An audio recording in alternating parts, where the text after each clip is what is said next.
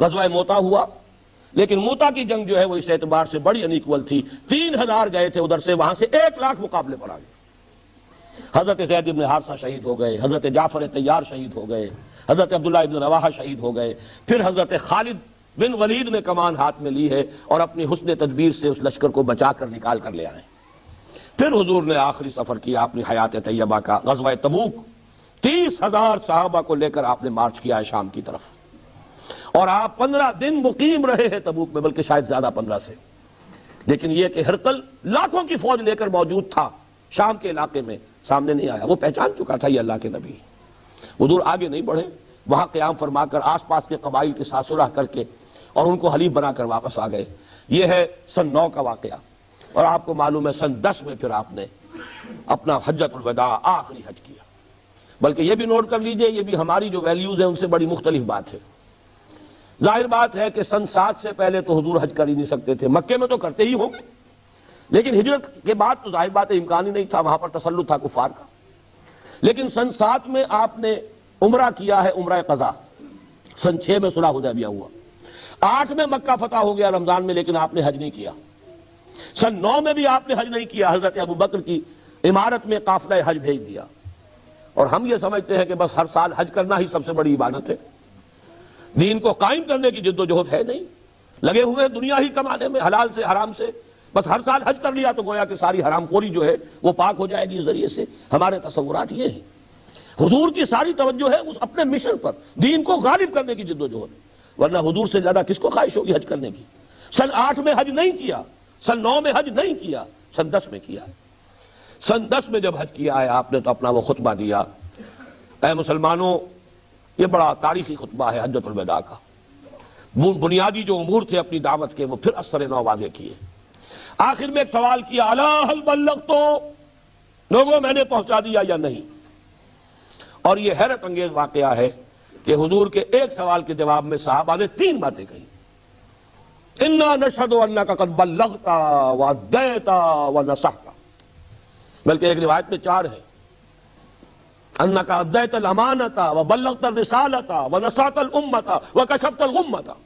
ہم گواہ ہیں نبی، آپ نے رسالت کا حق ادا کر دیا، پیغام کا حق ادا کر دیا، ہماری خیر خواہی کا حق ادا کر دیا، آپ نے گمراہی کے جو پردے ہیں اندھیارے انہیں چاک کر دیا۔ 3 مرتبہ حضور نے سوال کیا، 3 مرتبہ جواب لیا۔ پھر آپ نے نگاہ اٹھائی آسمان کی طرف، انگشت شہادت سے اشارہ کیا 3 مرتبہ، پہلے آسمان کی طرف اشارہ، پھر لوگوں کی طرف۔ 1.25 لاکھ کا مجمع تھا، تصور کیجئے 22 برس پہلے ایک تنہا آدمی کھڑا ہوا تھا دعوت لے کر، اسے مجنون کہا گیا، شاعر کہا گیا، شاعر کہا گیا، پاگل کہا گیا، مسحور کہا گیا، ان تتبعون الا رجلا مسحورا، ساحر، مسحور، شاعر، کذاب، نہ معلوم کیا کیا کچھ کہا گیا، اکیلا آدمی، اور کل 22 برس۔ 22 برس بھی کون سے؟ قمری، جو ہمارے 21 بنے، اور انقلاب عظیم، 1.25 لاکھ کا مجمع سامنے اور خطبہ دے رہے ہیں، الا هل بلغت انا نشهد انک قد بلغت الرسالۃ وادیت الامانۃ ونصحت الامۃ وکشفت الغمۃ۔ اب آپ فرماتے ہیں اللہم اشہد، اللہم اشہد، اللہم اشہد، اے اللہ تو بھی گواہ رہے۔ اس کو میں کہا کرتا ہوں سائی آف ریلیف، وہ بار گراں جو میرے کندھے پر آیا تھا، اے اللہ گواہ رہے، یہ مان رہے ہیں میں نے پہنچا دیا، میرا فرض منصبی ادا ہو گیا۔ یہی گواہی اللہ تعالیٰ کے رسول قیامت کے دن دیں گے۔ فَكَيْفَ إِذَا جِئْنَا مِن كُلِّ أُمَّةٍ بِشَهِيدٍ وَجِئْنَا بِكَ عَلَىٰ هَؤُلَاءِ شَهِيدًا۔ ہر امت کا رسول کھڑا ہوگا، پہلے ٹیسٹیفائی کرے گا پروزیکیوشن وٹنس کی حیثیت سے، اے اللہ تیرا دین جو مجھ تک آیا تھا میں نے پہنچا دیا تھا۔ Now they are responsible, they are accountable، وہ جواب دے۔ یہ نہیں کہہ سکتے کہ میں نے تیرا پیغام پہنچایا نہیں۔ وہ گواہی آپ لے کر گئے اس دنیا میں، الا هل بلغت انا نشهد انک قد بلغت الرسالۃ وادیت الامانۃ ونصحت الامۃ وکشفت الغمۃ۔ اللہم اشہد، اللہم اشہد، اللہم اشہد، اے اللہ تو بھی گواہ رہے۔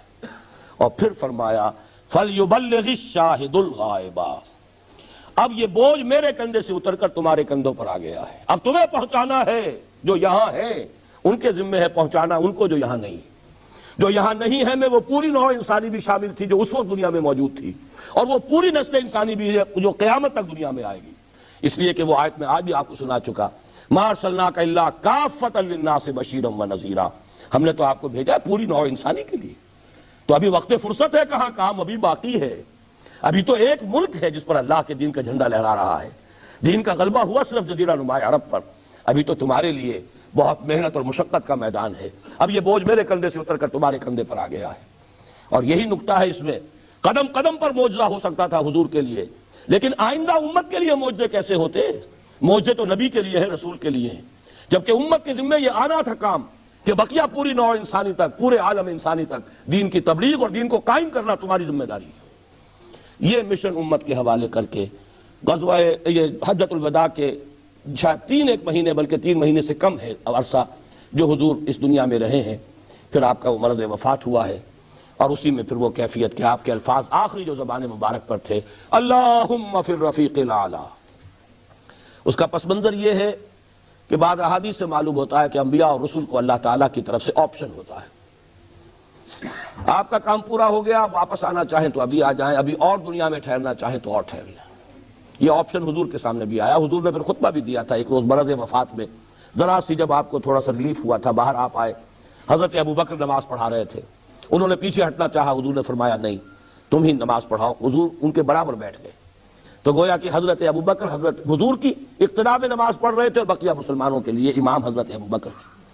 سلام پھیرنے کے بعد آپ نے فرمایا اللہ نے اپنے ایک بندے کو ایک آفر دی، ایک آپشن دی، اور تو بندے نے اللہ ہی کو پسند کر لیا۔ حضرت ابوبکر رو پڑے، باقی لوگ نہیں سمجھے کیوں رو رہے ہیں، لیکن حضرت ابوبکر سمجھ گئے تھے کہ یہ بات کیا کہی جا رہی، حضور اپنے انتقال کی خبر دے رہے۔ بہرحال آخری الفاظ بھی یہ تھے کہ اللہ بس میرا جو کام تھا وہ ہو گیا، میرے ذمے جو فرض منصبی تھا ادا ہو گیا، جزیرہ نما عرب پر تیرے دین کا جھنڈا لہرا رہا ہے، تیرا دین غالب ہو گیا ہے، وہ نظام میں نے قائم کر دیا ہے، لیظہرہ علی الدین کلہ، اس کی تکمیل ہو گئی ہے، اب تو مزید یہاں رہنے کی کوئی آرزو نہیں۔ اللہم فی الرفیق الاعلی، اب تو رفیق اعلیٰ ہی کا قرب جو ہے وہ درکار ہے۔